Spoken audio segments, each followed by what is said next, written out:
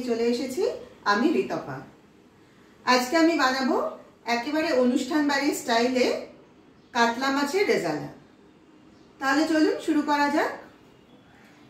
এখানে আমি নিয়েছি 4 পিস কাতলা মাছ। মাছটা ভালোভাবে ধুয়ে আমি সামান্য নুন আর গোলমরিচ মাখিয়ে রেখেছি। যেহেতু আমি মাছের রেজালা বানাবো, রেজালাটা কিন্তু সাদা রঙের হবে আপনারা জানেন, তাই কিন্তু আমি এখানে হলুদের ব্যবহার করিনি। আমি গ্যাস জ্বেলে গ্যাসে কড়াই বসিয়ে দিয়েছিলাম। কড়াইতে দিয়ে দিয়েছি পরিমাণ মতো সাদা তেল। এই রান্নাটা কিন্তু সাদা তেলেই হবে।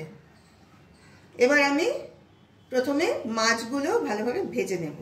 একটা করে মাছ আমি কড়াইতে দিয়ে দিচ্ছি।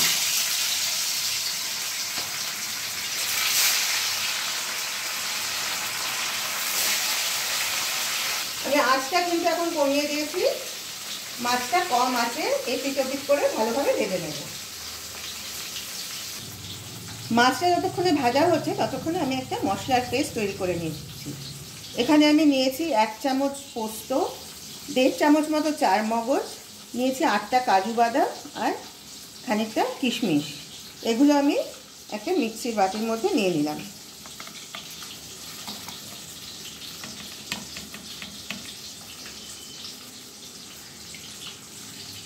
প্রথমে এগুলো একটু শুকনো গুঁড়ো করে নেব, তারপরে জল দিয়ে বাটবো। মশলাটা শুকনো গুঁড়ো করা হয়ে গেছে। এবার আমি এর মধ্যে 2টো কাঁচা লঙ্কা ভেঙে দিয়ে দিলাম। এবার সামান্য জল মিশিয়ে আমি এটা দিয়ে একটা মিহি পেস্ট তৈরি করে নেব। মাছগুলো ভাজা হয়ে গেছে, আমি প্লেটে তুলে নিলাম। এখানে আমি কিছু উপকরণ নিয়ে নিয়েছি যেগুলো আমি ফোড়ন হিসেবে ব্যবহার করব। নিয়েছি সামান্য গোটা জিরে, 1 ইঞ্চি মতো দারচিনি স্টিক, 4টে ছোট এলাচ ফাটিয়ে নিয়েছি, সামান্য পরিমাণে নিয়েছি জয়িত্রী, 3টে শুকনো লঙ্কা নিয়েছি গোটা আর 4টে লবঙ্গ। এগুলো আমি এবার কড়াইয়ে তেলের মধ্যে দিয়ে দিচ্ছি।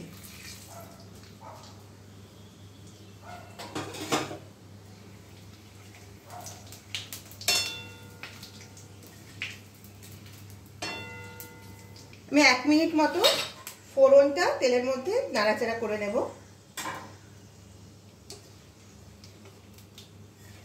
এখানে আমি 2টো ছোট পেঁয়াজ কেটে নিয়ে জলে সেদ্ধ করে নিয়েছিলাম, তারপর সেগুলো মিক্সিতে বেটে নিয়েছি। এবার আমি কড়াইতে ফোড়নের মধ্যে এই পেঁয়াজ বাটাটা দিয়ে দিচ্ছি।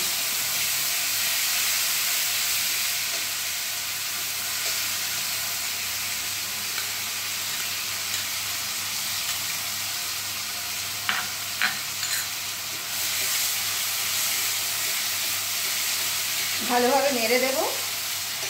এবার আমি এর মধ্যে দিয়ে দিচ্ছি বড় চামচের 1 চামচ মতো আদা রসুনের পেস্ট। এবার এই পেঁয়াজ রসুন আদাগুলো আমি 2 মিনিট মতো ভালোভাবে কষিয়ে নেব, যাতে কাঁচা গন্ধটা আর না থাকে। পেঁয়াজ রসুনের কাঁচা গন্ধটা কিন্তু এতক্ষণে চলে গেছে। এবার আমি মিক্সিতে যে বেটে নিয়েছিলাম কাজু, পোস্ত, চারমগজ, কিশমিশ আর কাঁচা লঙ্কা, সেই পেস্টটা আমি এই বাটিতে নিয়ে নিয়েছি। সেটা আমি কড়াইতে দিয়ে দিলাম।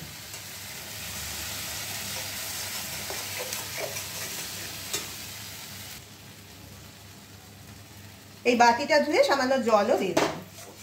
এবার এই সম্পূর্ণ মশলাটা খুব ভালোভাবে কষিয়ে নেব।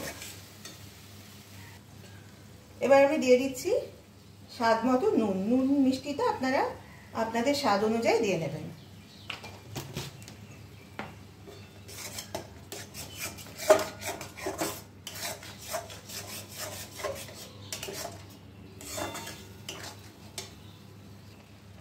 এবার দিয়ে দিচ্ছি 1/2 চামচ মতো চিনি।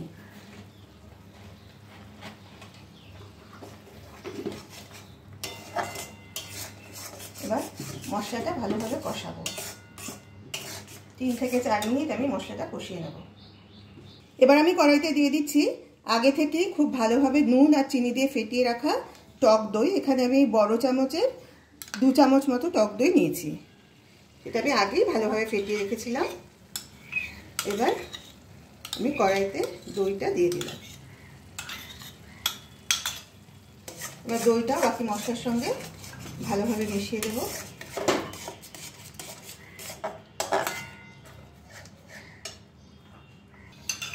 দইয়ের বাটিটা ধুয়েও সামান্য জল আমি কড়াইতে দিয়ে দিচ্ছি।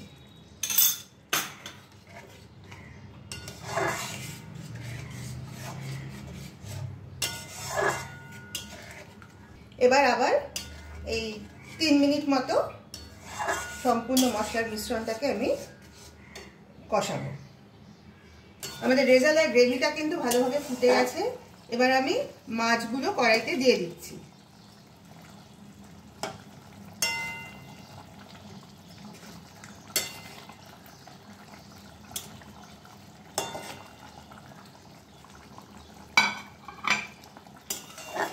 এখন আমি কড়াইতে ঢাকা দিয়ে 3 মিনিট মতো রাখবো।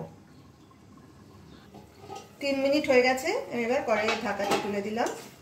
আমাদের রান্না কিন্তু একদম শেষের পর্যায়ে চলে এসেছে। তবে আমরা যেহেতু রেজালা বানাচ্ছি, রেজালার সঠিক ফ্লেভারটা আনার জন্য এবার আমি কয়েকটা জিনিস যোগ করব।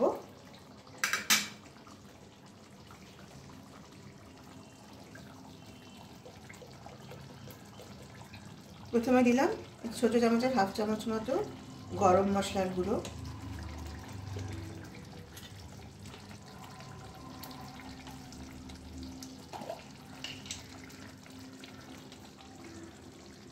দিয়ে দিচ্ছি বড় চামচে 1 চামচের একটু কম পরিমাণ ঘি,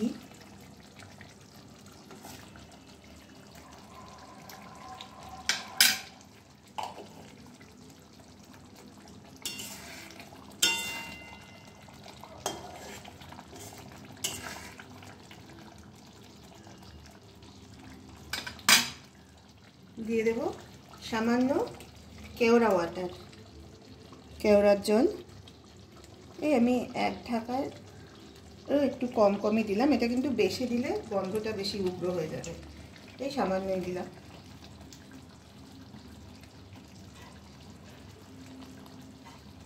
এবার সব শেষে যেটা দেব, আমি একটা জায়ফল নিয়েছি, জায়ফল ভেঙে নিয়েছি। এবার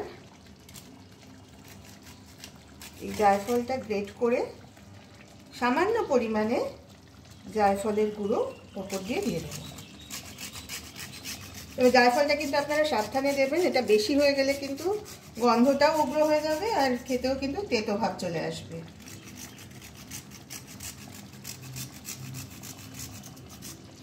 জায়ফলের একটা ছোট্ট টুকরো নিয়ে এইভাবে গ্রেটারের সাহায্যে গুঁড়ো করে করে ওপর দিয়ে ছড়িয়ে দিলাম। এবার আমি গ্যাসটা অফ করে দিলাম।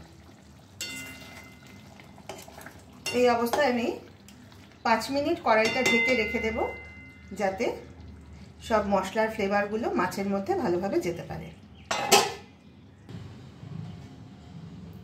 আমাদের এই কাতলা মাছের রেজালা কিন্তু একদম রেডি হয়ে গেছে।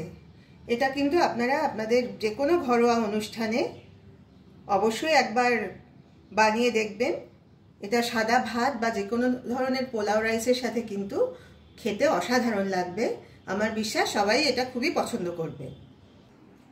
আপনারা যারা 3 দিদির হেসেল ইউটিউব চ্যানেল থেকে আমাদের এই ভিডিওটা দেখছেন, তাদের সবাইকে আমাদের অনুরোধ, আপনারা প্লিজ আমাদের চ্যানেলটাকে সাবস্ক্রাইব করে আমাদের পাশে থাকুন এবং পাশের বেল আইকনটা প্রেস করে দিন, যাতে আমরা এই চ্যানেলে যখনই এই ধরনের লোভনীয় কোনো রেসিপি আপলোড করব তার নোটিফিকেশন কিন্তু আপনারা পেয়ে যাবেন। আর যারা ফেসবুকে 3 দিদির হেসেল পেজ থেকে দেখছেন আমাদের ভিডিও, তাদের সবাইকে অনুরোধ করছি আপনারা প্লিজ পেজটাকে ফলো করুন এবং অবশ্যই লাইক, কমেন্ট আর শেয়ার করে আমাদের পাশে থাকুন। আজ তাহলে এই পর্যন্তই।